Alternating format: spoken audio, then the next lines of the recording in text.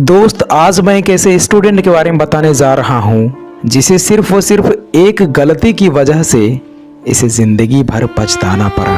दोस्त, इनके पिताजी बहुत ही गरीब किसान थे और ये दिन रात एक करके खेतों में काम करके घर को चलाया करते थे। लेकिन ये अपने बेटे को पढ़ा लिखा कर एक सरकारी नौकरी दिलाने का सपना पाल रहे थे। इसलिए इन्होंने अपने बेटे को 12th कंप्लीट होने के बाद से ही पटना में कंपटीशन की तैयारी करने के लिए भेज दिए थे और कंपटीशन के साथ साथ ही BA पार्ट 1 में इसका एडमिशन भी करवा दिए थे।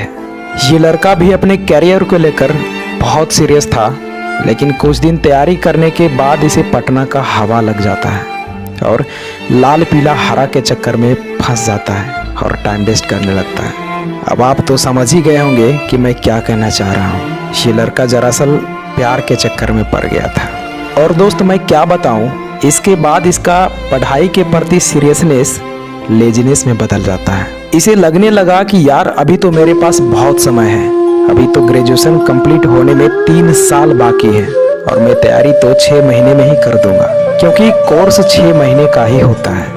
लेकिन शायद इसे ये नहीं पता था कि उस 6 महीने में पढ़ाया गया चीज़ों को कंप्लीट करने में बहुत समय लगता है और इसी गलत फहमी में जीने लगा और पढ़ाई कम, प्यार का चक्कर ज़्यादा करने लगा।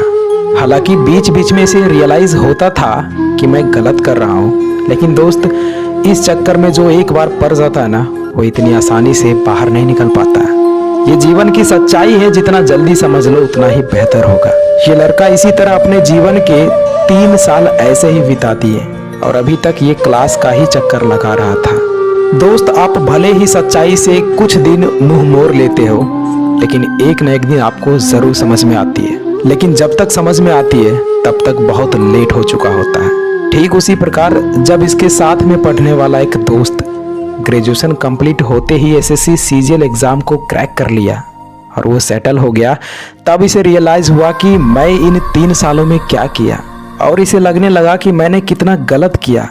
पिताजी का मेहनत पानी में फेर दिया, कैसे कैसे दिन रात मेहनत मजदूरी करके पैसा भेजते होंगे और मैंने ये सब चुटकियों में बर्बाद कर दिया। ये लड़का को अब सारा कुछ दिखने लगा था, लेकिन तब तक बहुत लेट हो चुका था।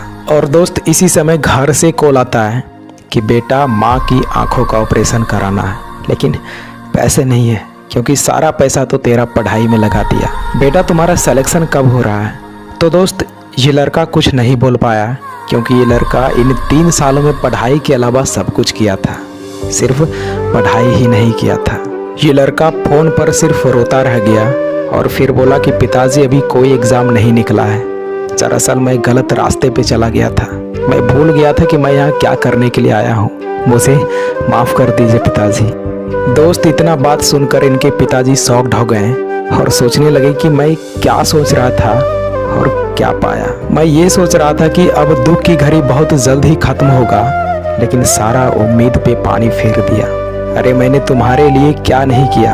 अपना जमीन का 90% हिस्सा इन 3 सालों में बेच दिया, ये सोचकर कि मेरा बेटा शहर में अच्छे से पढ़ाई कर रहा होगा।